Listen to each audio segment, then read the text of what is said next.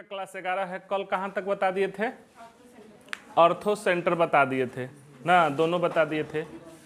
एक और सेंटर है एक्स सेंटर ना जी, एक्स सेंटर। अब लिखिए एक्स सेंटर।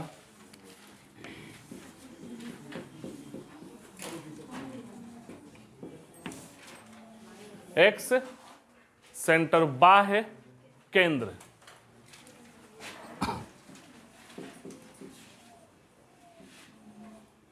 बाह्य केंद्र ना। अब ये बनता कैसे है तो देखो, इसका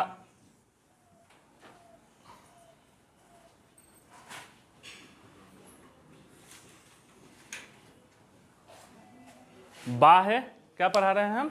बाह्य केंद्र ना।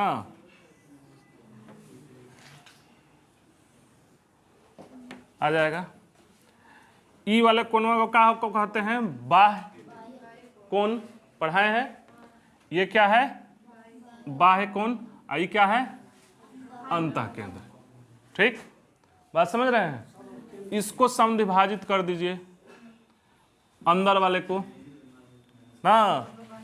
ये दोनों बाह्य वाले को समद्विभाजित कर दीजिए, इसको भी समद्विभाजित कर दीजिए। कर दिए।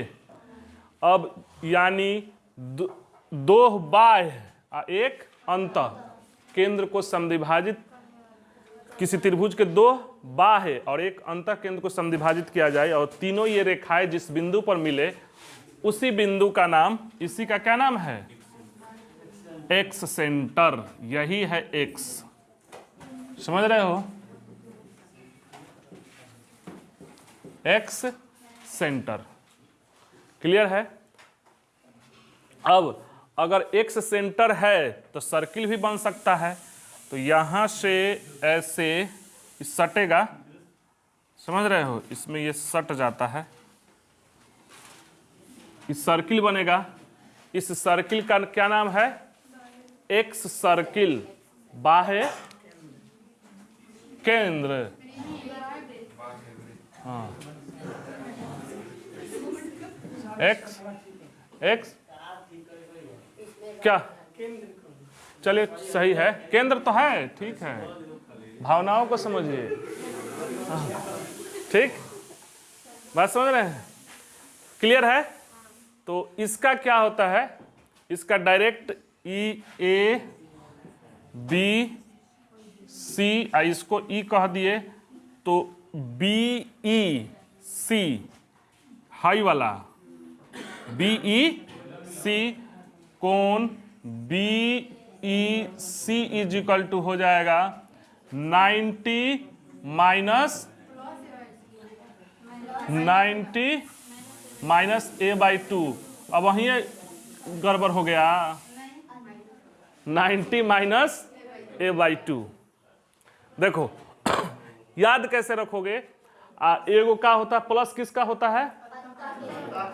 अंतः केंद्र का होता है। तो अंतः केंद्र यहीं पे देख लो, अंतः केंद्र बनता कैसे है? एंगल बाइसेक्टर से ना।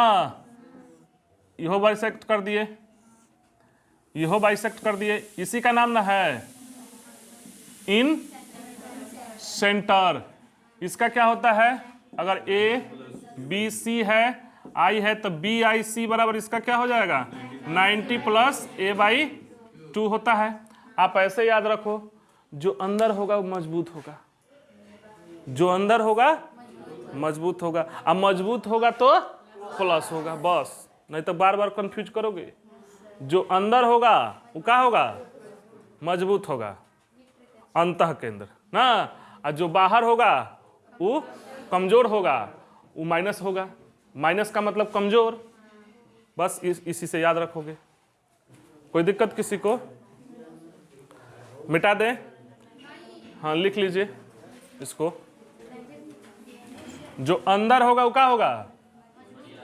मजबूत। मजबूत का मतलब प्लस। 90 प्लस a/2 है। अरे खाली फॉर्मूला वो पूछ देता है। लैंग्वेज क्या लिखिएगा? लैंग्वेज लिखिए, किसी त्रिभुज के एक अंतः और दो बाह्य को कोनों के समद्विभाजक, एक अंतः और दो बाह्य कोनों के समद्विभाजक जिस बिंदु पर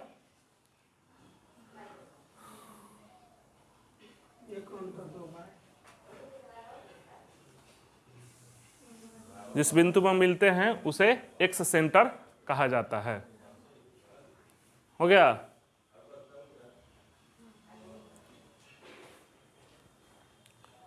बस उसके बाद यही लिख लीजिए। इसका रेडियस भी होगा, अभी बताते हैं।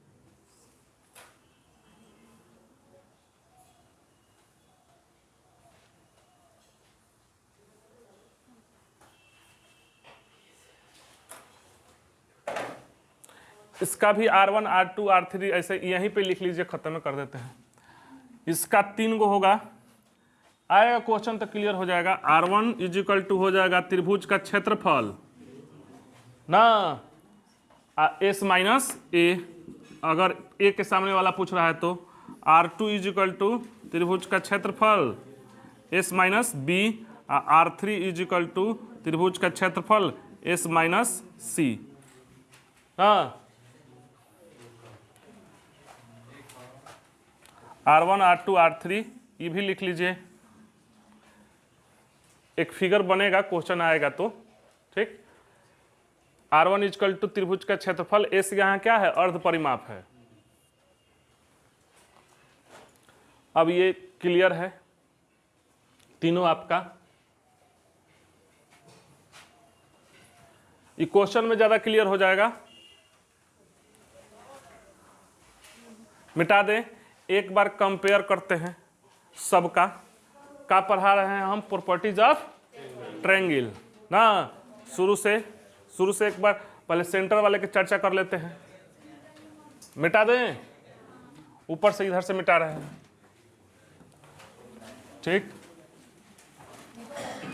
और सबका आप देखते चलिए एक साथ, तब जाके दिमाग खुलेगा, नहीं तो खुलने वाला नहीं है।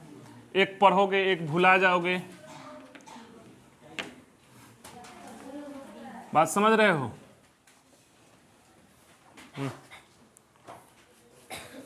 देखिए पहला क्या बताए थे, सेंटर में एगो सेंटर क्या बताए थे, पहला सेंटर सरकम सेंटर,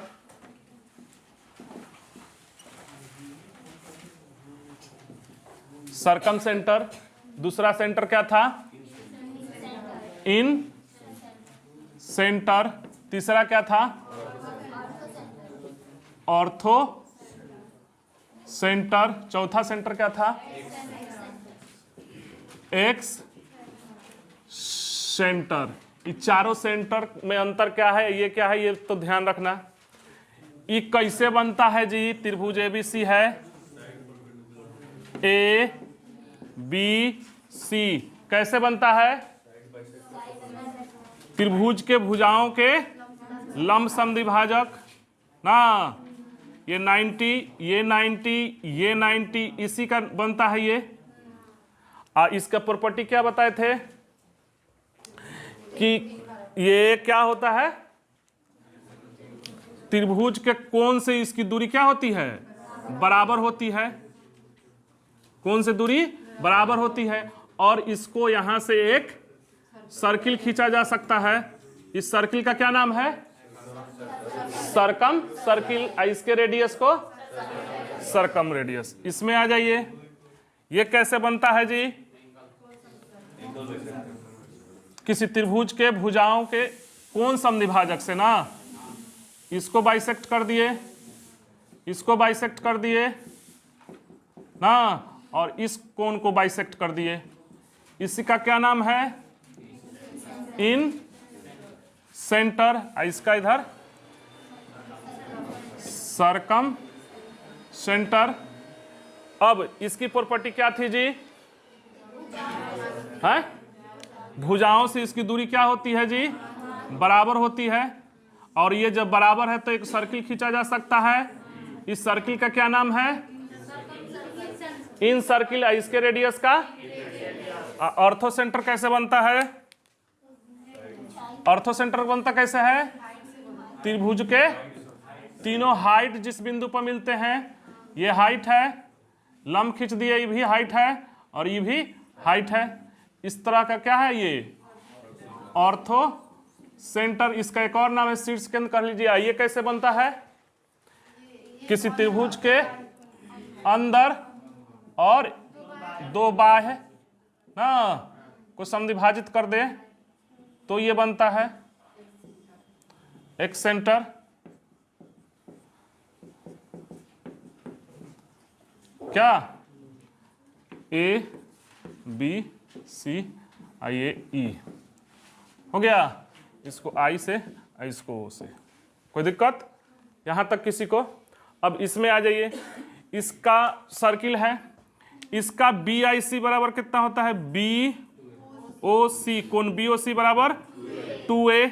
ये ध्यान रखना, इसका बी ओ सी बराबर बी आई सी बराबर 90 प्लस a/2। इसका बी आइए लिख देते हैं, आई सी बराबर 180 माइनस ए। इसका बी ई सी बराबर 90 माइनस a/2। ये ही बात ध्यान रखना है। क्या?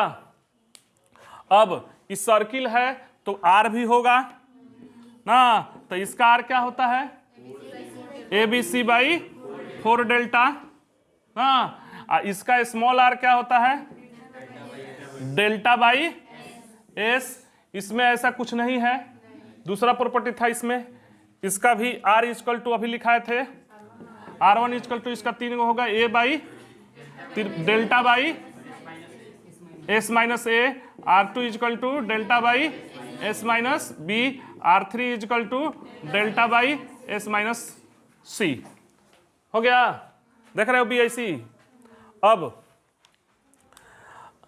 इसमें और इसमें एगो रिलेशन बताए थे। क्या रिलेशन था उसका? कैपिटल आर और आर आर में अंतर ना, यानी इसका अंतर पूछ दे तो क्या होता है? Root under R square minus 2 RR, यही बताए थे।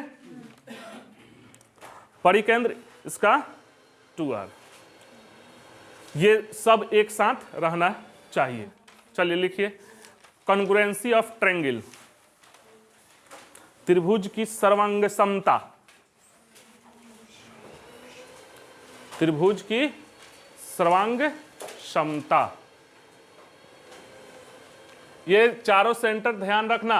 हई तो खास तौर पे हई आर, यहां से त्रिभुज का एगो क्षेत्रफल भी निकल सकता है। क्या निकल सकता है? डेल्टा बाई त्रिभुज का क्षेत्रफल आर इंटू एस। आई 180 माइनस, इसका अलग अलग प्रॉपर्टी है एक साथ।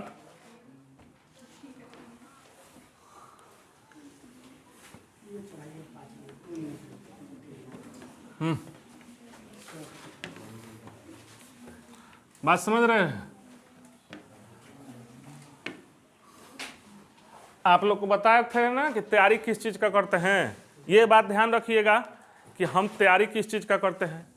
बिहार सरकार के भरोसे या रेलवे के भरोसे रहिएगा।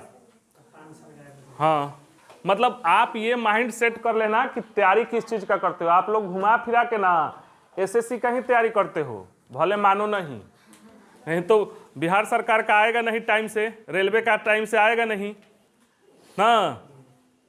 मैथ वालों के पास जाओगे तो कहेंगे कि मैथ सब है, बिना मैथ का नौकरी नहीं होगा। जीएस वालों के पास जाओगे तो कहेंगे कि आज जीएस का डिमांड है, बिना जीएस का नौकरी नहीं होगा, समुद्र है। इंग्लिश वाले के पास जाइएगा तो वो बोलेंगे कि ग्लोबल लैंग्वेज है ना। और कंप्यूटर सीखने जाइएगा तो कहेंगे कि दुनिया टेक्नोलॉजी का है। आप कंफ्यूज रहोगे कि क्या पढ़े, गोल गोल घूमते रहिएगा। और सबका तो है नहीं। एसएससी का तो 5 को एग्जाम फिक्स है ना जी। देखिए उसमें विकलांग भी, नाटा भी, अंधा भी सब काम में आएगा। बात समझ रहे? देखिए एसएससी में ऐसा, एमटीएस में ऐसा कुछ नहीं है ना, विकलांग भी भरता है, लंबाई का कोई क्राइटेरिया नहीं है। उसके बाद सीएचएसएल में भी नहीं है ना, और सीजीएल में भी नहीं है, सीपीओ में एगो है। तो 3 गो तो 4 गो एग्जाम फिक्स है ना। एगो एसएससी जीडी जो फौज का तैयारी करते होंगे ना, 5 को तो एग्जाम हो गया। आप घुमा फिरा के एसएससी का ही करते हो, मगर पढ़ते सब हो, कंफ्यूज हो जाते हो।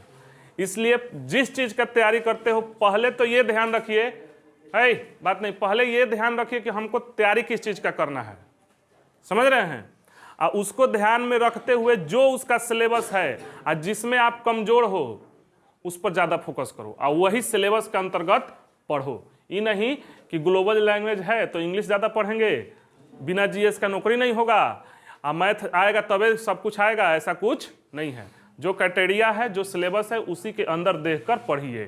पहले ये बैठा लीजिए कि हम तैयारी किस चीज़ का करते हैं। ऐसा ही नहीं कि सबका, बैंक का भी उसका कोई कैलेंडर नहीं है, रेलवे का अपना कैलेंडर है ये नहीं है, कैलेंडर एगो यही ना जारी किया है एसएससी, ठीक। तो आप एसएससी को एगो एग्जाम समझ रहे हो का, ऐसा भूल मत करना। आप लोग अभी हो, पहले जो एसएससी में 20-25 गो है ना पोस्ट, उस सब पहले अलग अलग डिपार्टमेंट अलग अलग एग्जाम लेता था। एसएससी कोई ऐसी संस्था है ना कि जो एग्जाम कंडक्ट कराती है, स्टाफ सिलेक्शन कमीशन। अब मान लीजिए जैसे इनकम टैक्स है, चाहे एक्साइज वाले हैं, चाहे सेल टैक्स वाले हैं, ये सब पहले अलग अलग होता। क्या था पहले ना कि एक गो तेजू राम हर जगह रिजल्ट देकर रखा रहता है और ज्वाइन एक जगह करता था, और एक लड़का एक साल भर में 20 गो 25 गो एग्जाम दे देता था अलग अलग डिपार्टमेंट का। एसएससी संस्था बना दिया गया कि आप लोग सारे रिक्रूटमेंट दीजिए, हम एक एग्जाम कंडक्ट कराएंगे जिसके नंबर के अनुसार आप में बांट देंगे। तो एसएससी को एगो एग्जाम देखने की भूल मत करना, वो 20 गो एग्जाम है। एमटीएस एगो मत देखो उसको, उसमें 20 गो डिपार्टमेंट है, 20 जितना भी डिपार्टमेंट हो, बात समझ रहे हैं। सीएचएसएल तो मैट्रिक स्तर पर भी है, देख लीजिए, इंटर स्तर पर भी है, ग्रेजुएशन स्तर पर भी है ना। ग्रेजुएशन स्तर पर अगर फौज में है तो भी मतलब फोर्स में है, उसमें भी है सीपीओ वाला ना। इंटर स्तर पर भी है एसएससी जीडी वाला, बात समझ रहे हो। यानी कि घुमा फिरा के आप एसएससी का ही तैयारी करते हो। 3 गो है ये, एसएससी करना हो, स्टेट पीसीएस हो, और ना तो आईएएस पीसीएस ये हो, आईएएस हुआ हो, यूपीएससी हो। तो आई बिहार सरकार का तो बस कंडीशनल है, चाहे कोई भी स्टेट का, बात समझ रहे हैं। तो पहले ये माइंड मेकअप कर लीजिए। अब देखिए त्रिभुज की सर्वांग क्षमता लिखिए।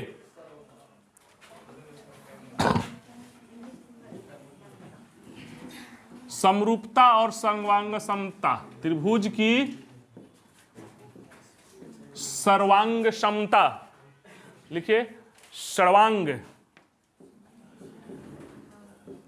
क्षमता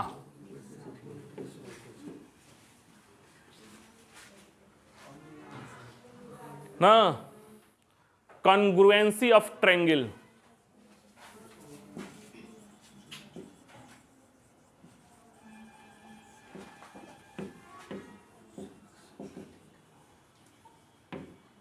कॉन्ग्रुएंसी ऑफ ट्रायंगल, 2 वर्ड है, बात समझ रहे हैं। त्रिभुज तो समझ ही रहे हो, बात करते हैं सर्वांग क्षमता ना, कॉन्ग्रुएंसी। सर्वांग क्षमता क्या होता है जी? अरे नामे पर है, सर्व अंग सम, सर्वांग क्षमता। सिर्फ सर्वांग क्षमता बताइए, कॉन्ग्रुएंसी क्या होता है? व्हाट इज सर्वांग क्षमता?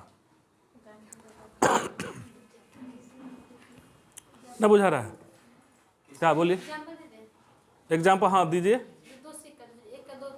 हाँ सही है। और कोई? हाँ शेप एंड साइज में बराबर। और हाँ सही है।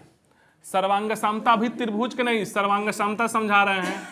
सर्वांग क्षमता देखिए, आप ऐसे कह सकते हो कि 2 फिगर, ऐसा कोई भी फिगर जो शेप एंड साइज, देखो हाई वर्ड को समझना, शेप एंड साइज में बराबर हो तो वो सर्वांग सम है। अभी त्रिभुज की बात नहीं कर रहे हैं, खाली हम सर्वांग क्षमता। 2 फिगर, ऐसा कोई भी फिगर जो शेप एंड साइड। अब बात करते हैं शेप का क्या होता है? हिंदी आकार होता है कि आकृति होता है? आकृति, इसका आकार होता है। बात समझ रहे हो? शेप एंड साइज में बराबर हो। आकृति मतलब ढांचा, स्ट्रक्चर, और साइज मतलब बड़ा छोटा। बात समझ रहे हो? जैसे मानव है तो एक बड़े आदमी का स्केलेटन देखिए, एक छोटे बच्चे का स्केलेटन देखिए, तो ये क्या है ना कि ये शेप में बराबर है, साइज में अंतर है ना। आदमी के स्केलेटन को देखिए, छोटे बच्चे के स्केलेटन, जैसे आप देखिए, आप छोटा बच्चा देखिए तो क्या है, वो शेप में क्या है, सेम है, साइज में छोटा लंबा है। तो दो फिगर जो शेप एंड साइज में, शेप का मतलब आकृति ढांचा, और साइज का मतलब कि लंबाई में छोटा चाहे लंबा चाहे बड़ा, ऐसे कह सकते हैं। ऐसे उदाहरण के तौर पे ये बोली है, दो सिक्का रख दीजिए, दो मोबाइल, जैसे एक ही मोबाइल है उस पर एक रख दीजिए, शेप एंड साइज में बराबर है ना। चाहे इसको ऐसे भी कह सकते हैं कि दो फिगर इस प्रकार हो जो एक दूसरे को ओवरलैप कर ले, दो फिगर इस प्रकार हो जो एक दूसरे को क्या कर ले, ढक ले, तो वो शेप एंड साइज में बराबर है। क्या? अरे ढक तभी लेगा ना जब शेप एंड साइज में बराबर होगा। मान लो एक दो का सिक्का है, तो दो का सिक्का दो गो रखोगे तो ढक लेगा, या एगो दो का सिक्का एगो 50 पैसा का सिक्का ढकेगा नहीं, भले वो शेप में सेम है। शेप क्या है, दोनों का सर्किल है और साइज छोटा है, बात समझ रहे हो। तो दो फिगर शेप एंड साइज में बराबर हो तो वो सर्वांगसम होते हैं। ब्लेड पर ब्लेड रख दीजिए, डिश पर डिश रख दीजिए, या ऐसे कह लीजिए कि दो फिगर अगर एक दूसरे को ओवरलैप ढक कर ले तो वो है शेप एंड साइज में एक दूसरे, हाँ ईटा हो जाएगा, एक दूसरे को ढक ले तो वो क्या है, सर्वांगसम है। सर्वांगसम ओवरऑल समझ में आ गया। इसी को कॉन्ग्रुएंसी। अब हमको पढ़ना है क्या, त्रिभुज की सर्वांगसमता। तो अब त्रिभुज सर्वांगसम हो, इसके लिए क्या क्या शर्त हैं वो आगे पढ़ेंगे। पहले और देखते हैं कि ये बताइए, अगर कोई लाइन जो है सर्वांगसम हो, समझे हैं तो, अगर कोई लाइन तो पढ़ा है ना, सर्वांगसम हो इसके लिए क्या जरूरी है, शर्त क्या है, क्या बराबर हो, लाइन का लेंथ बराबर हो ना, लाइन सेगमेंट, शेप और साइज नहीं बोलिए, लाइन का लेंथ, ठीक। अगर कोई सर्किल सर्वांगसम हो इसके लिए क्या जरूरी है, शर्त है क्या, हाँ परिमाप। सर्किल अगर एक दूसरे को ढक ले इसके लिए क्या जरूरी है, त्रिज्या समान हो, उसका रेडियस क्या हो, अरे रेडियस इसी पर ना डिपेंड, जो जिस पर डिपेंड करता है ना वही समान चाहिए। है देखो ये सर्किल है, मान लो ये 2 है, तो अगर यही 2 का होगा तब इसे खींच दोगे तो हो जाएगा ना। तो सर्किल सर्वांगसम हो इसके लिए क्या जरूरी है। अच्छा ये बताओ कि अगर कोई चतुर्भुज समान हो, सर्वांगसम करना हो तो क्या जरूरी है, अपोजिट साइड इक्वल कर दो, ढक लेगा। अब ठीक उसी तरह त्रिभुज को सर्वांगसम करना है, बात समझ रहे हैं। तो जो आप ऐसे इसको रटना नहीं है, समझना है, समझ लीजिएगा। इसके बाद है समरूपता, सिमिलरिटी, ये दोनों एक साथ चलता है, बात समझ रहे हैं। इसको समझ लोगे ना तो खुद निकाल लोगे, और नहीं तो ऐसा ही रटते रह जाओगे, भुजा भुजा भुजा, कौन कौन कौन, ऐसा ही सब, ठीक, बात समझ रहे हैं। तो दोनों मिस्टेक कर जाएगा। सर्वांगसम समझ गए। अब पढ़ते हैं त्रिभुज का समरूपता, सर्वांगसम, समरूपता नहीं सर्वांगसम। अब ये बताओ हम क्या बोल रहे हैं कि त्रिभुज का कंपोनेंट जो जिस पर डिपेंड करता है ना, जिससे मिलकर बना है ना, उसी को समान कर दोगे ना तो हो जाएगा। तो त्रिभुज कितने चीज से मिलकर बना होता है, हाँ, यानी कि त्रिभुज को सर्वांगसम करने के लिए 6 है, 3 भुजा है और 3 कोण है मुख्य रूप से ना। तो त्रिभुज को सर्वांगसम करने के लिए कितने चीज की जरूरत है, 3 भुजा की जरूरत पड़ेगी और 3 कोण की, 6 चीज चाहिए। मगर कुछ चीजें होती हैं तो कुछ चीजें हो जाती हैं, यही पढ़ना है। मतलब सर्वांगसम करने के लिए, बात नहीं, सर्वांगसम करने के लिए 6 कंपोनेंट की आवश्यकता है, तीनों कोण, तीनों भुजा। मगर कुछ चीजें होती हैं तो कुछ चीजें हो जाती हैं, बाय डिफॉल्ट हो जाती हैं। जैसे इसको नहीं, दूसरा बोलो, रियल लाइफ में बोलिए, मतलब कुछ चीजें होती हैं तो कुछ चीजें हो जाती हैं। अरे एगो बाय डिफॉल्ट, अरे ब्लड रिलेशन में पढ़ाए तो वो पति है, हाँ हो जाती है। ए बी का पति है, तब कहने की जरूरत है, अंडरस्टूड है, वो पति है तो पत्नी होगी ना। और उदाहरण देखो, मतलब एक काम हो ना तो दूसरा करने की जरूरत नहीं, उसके साथे है, हाँ उसको करने की जरूरत नहीं है ना। अच्छा एक ये उदाहरण लो, अगर आप पढ़ रहे हो ईमानदारी से हैं और रट रहे हो, एक पढ़ रहे हो रट रहे हो, एक रहो दिमाग विकसित कर रहा है, दिमाग को डेवलप करना है, तो दिमाग डेवलप करोगे तो पढ़ रहे हो तो दिमाग डेवलप बाय डिफॉल्ट हो जाएगा, ये भी उदाहरण हो सकता है। और नहीं तो दिमाग डेवलप करने के और भी तरीके हो सकते हैं, बात समझ रहे हैं।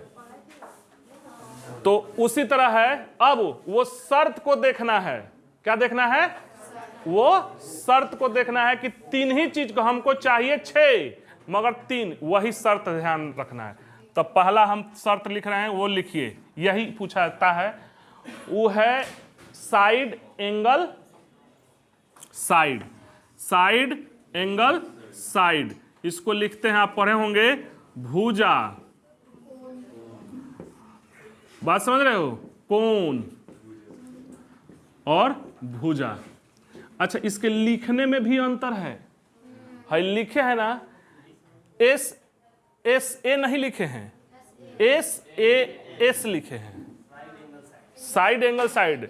हम ऐसे भी तो लिख सकते थे, एस एस ए, अच्छा ए एस एस ए, ऐसे भी लिख सकते हैं, और भी आएगा, बात समझ रहे हो, मगर वो लिखने में अंतर है, वो क्या है ये समझिए।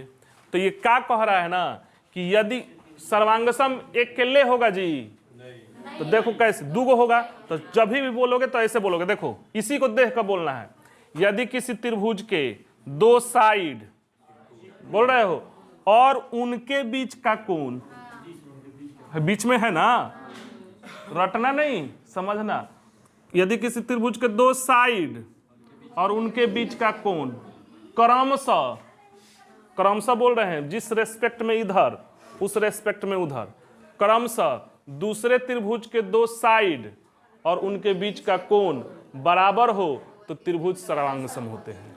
देख रहे हो, अब देखो ये क्या बता रहे हैं हम कि, हाँ देखिए ए बी सी, अब ये उल्टा पुल्टा करके देखता है डी ई एफ, तो इसके रेस्पेक्ट में ध्यान दीजिए, हाई कोण, हाई दूगो साइड, चाहे हाई साइड, हाई दूगो साइड और उसी के बीच का कोण क्रमशः दूसरे, यानी कि ई है आई दूसरे के बराबर हो तो त्रिभुज सर्वांगसम हो जाएगा। अब देखो कैसे हो जाएगा, हमको सर्वांगसम करने के लिए क्या बताए थे कि 6 चीज चाहिए ना, चाहे एक दूसरे पर ढक ले, ये बताओ कि हाई बराबर होगा, हाई बराबर होगा उसके बीच का, तो बाय डिफॉल्ट है तीसरा नहीं बराबर हो जाएगा, और जब ये बराबर होगा तो ई आई कोण, ई आई कोण बराबर नहीं हो जाएगा, यानी बराबर हो गया, ढक लिया, हो जाएगा। तो हम क्या बता रहे हैं अभी कि चाहिए हमको 6 गो मगर 3 गो से काम चल गया, 3 गो किए बस 3 गो हो गया। एक और लोग कहता है कि पैसा के पीछे भागोगे तो बर्बाद हो जाओगे, सुने हो, अपने आप पर खर्चा करो, 2-3 गो है मोटिवेटर, ठीक इतना ना मोटिवेट कर देगा लो ना, मत सुनते हैं क्या आप लोग, अरे मत सुनना, आप जब पढ़ाई लिखाई छोड़ देना ना, स्टूडेंट के लिए वो ठीक है मगर स्टूडेंट के लिए नहीं। अरे सिलेबस देखो, सिलेबस के अनुसार पढ़ो, हाँ अभी आपको क्या टेंशन है कि मोटिवेशन की वजह से इतना ना मोटिवेट कर देगा लो कि आप सोचिए पढ़ाई लिखाई से तो हम गाड़ी पर चलिए नहीं सकते हैं, मतलब हम तो कभी मतलब स्कॉर्पियो चढ़वे नहीं करेंगे, मतलब स्कॉर्पियो नहीं फॉर्च्यूनर पर तो कभी हम बिजनेस करते हैं, ठीक है। पहले पढ़ लो, नौकरी के लिए नहीं कह रहे हैं, पढ़ लो, पढ़ने के बाद जब कमाने पर आओ तो बिजनेस करो चाहे नौकरी करो, जो बुझाए वो करो, मगर अभी जब इंटर में है लड़का लगा कि मोटिवेशन होने नहीं, वो सब मत सुनना। देखो हो गया। तो अब इसको लिखते कैसे हैं, सारा ढंग लिखने में है। ठीक, तो इसको लिखते हैं त्रिभुज।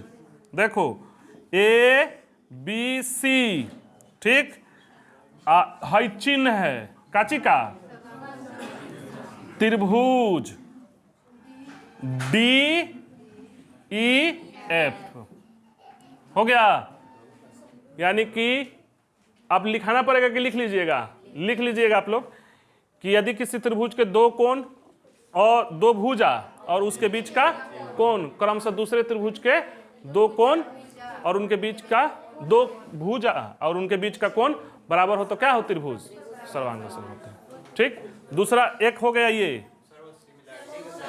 सिमिलरिटी का साइन है, सही पकड़े हैं। इसके हाई होता है ना, हाई होता है। ठीक है, बात समझ रहे हैं, ऐसे होता है। अभी आएगा सिमिलरिटी, इसके बाद आएगा। अब एक और लिख लो, तो दूसरा लिख लो SSS। दो गो और है जो थोड़ा सा समझना है। ठीक, दो गो और है SSS। ये क्या है, भुजा भुजा और भुजा। भुजा है, साइड है, भुंजा ना है। समझ रहे हो? हाँ, यदि किसी त्रिभुज के का बोलो, इसमें बोलो तो, यदि किसी त्रिभुज के तीनों भुजा दूसरे त्रिभुज के बराबर हो तो त्रिभुज क्या हो जाए। हाँ देखो, कॉन्ग्रुएंसी में यदि किसी त्रिभुज के तीनों भुजा ABC, हमको चाहिए कौ गो, 6 गो चाहिए। हाँ, तीनों को हो तो काम चल सकता है। ठीक, अब यहां देख लो DEF, हाई दो को बता रहे हैं, ये गो है, हाई 3 गो है। नहीं तो बराबर कर देंगे तो सब बराबर हो जाएगा। हाई एक को रहने देते हैं। ठीक, एक फिगर बनाए है ना, नहीं नहीं, ये फिगर थोड़ा सा ऐसे हो जाएगा, तब समझ में आएगा कि हाई हाई बराबर है। नहीं तो ये बुझा जाएगा कि हाई दोनों बराबर है। ठीक, क्या, हाँ। तो त्रिभुज का, अब इससे याद रखना कि भुजा भुजा भुजा तो होता है, मगर कौन कौन कौन नहीं होता है। ये ही इंपॉर्टेंट है इसमें। कॉन्ग्रुएंसी में भुजा भुजा भुजा होता है, यानी कि यदि किसी उल्टा पलट मत देना कि यदि किसी त्रिभुज के तीनों भुजाएं क्रमशः दूसरे त्रिभुज के तीनों भुजाओं के साथ बराबर हो तो त्रिभुज क्या होता है, सर्वांगसम होता है। इसको भी ऐसे ही लिख सकते हैं।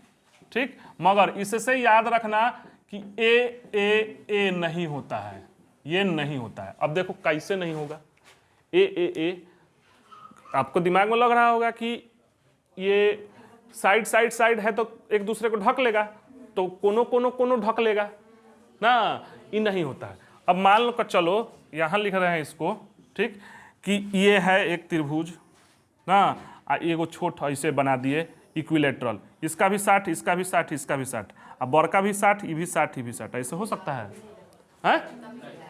तो होगा, ये ढकेगा, ये सिमिलर हो सकता है, उसका देखेंगे सिमिलरिटी में, मगर भुजा भुजा भुजा सर्वांगसम होता है, कौन कौन कौन नहीं होता है। ये बात ध्यान रखना, इंपॉर्टेंट बात का पकड़े हो।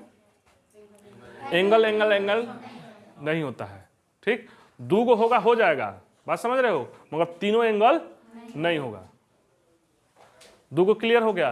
तो पहला क्या समझे आप, ये वाला साइड एंगल, साइड और साइड साइड। एक और बता देते, दो गो और है, बताइए देते हैं, नहीं बता देते हैं, रुक जाइए बता देते हैं। हाँ, इसको सर्वांगसम वाले को निपटाइए देते हैं। दो गो हो गया ना, रुक जाइए, हम पढ़ाने के लिए तैयार हैं, आप लोग पढ़ नहीं रहे हो। कब तक पढ़ना है, जिंदगी भर पढ़ना है ना, पढ़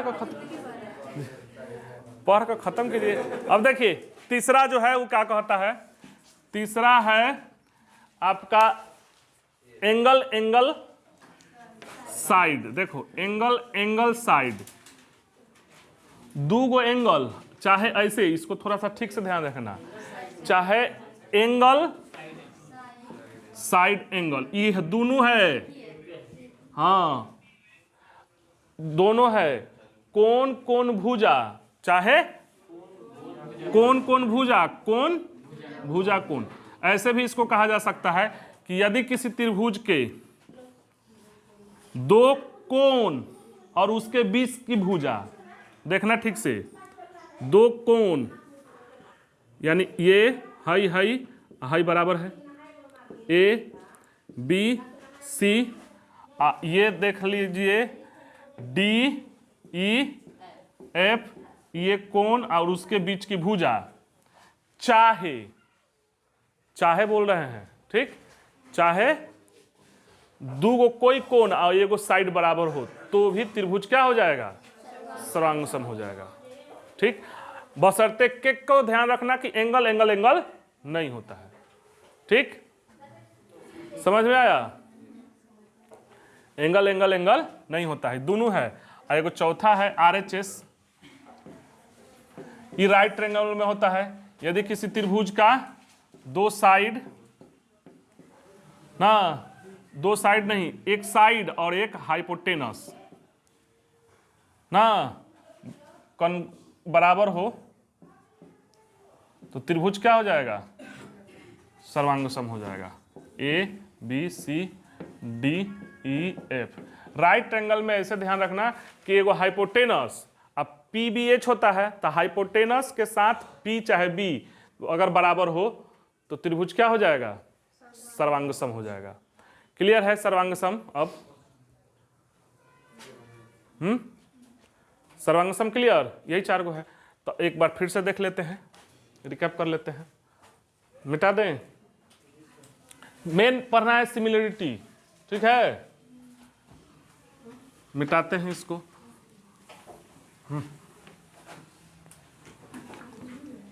पहला एक बार देख लीजिए, पहला क्या बताए थे सर्वांगसम में जी, हैं? साइड एंगल साइड,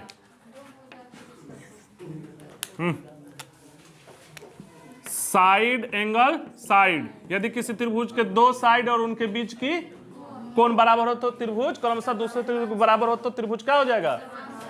दूसरा क्या बताए थे, साइड साइड साइड। यदि किसी त्रिभुज के तीनों भुजाएं क्रमशः दूसरे त्रिभुज के तीनों भुजाओं के साथ बराबर हो तो त्रिभुज सर्वांगसम। मगर इसमें बोले थे नोट में कि क्या चीज, एंगल एंगल एंगल नहीं होता है। हाँ, तीसरा क्या बोले थे, ए एंगल साइड कह लीजिए, चाहे एंगल साइड एंगल। यदि किसी त्रिभुज के दो भुज कोण और उसके बीच की भुजा या दो कोण एक भुजा क्रमशः दूसरे त्रिभुज के, क्रमशः बार बार बोल रहे हैं, क्रमशः दूसरे त्रिभुज के बराबर हो तो त्रिभुज सर्वांगसम होता है। सर्वांगसम कहने का मतलब ढक ले एक दूसरे को, ठीक। और चौथा क्या बताए थे, RHS यानी राइट एंगल ट्रायंगल में हाइपोटेनस लंब चाहे परपेंडिकुलर में से कोई एक अगर बराबर हो तो त्रिभुज सर्वांगसम होता है। क्लियर?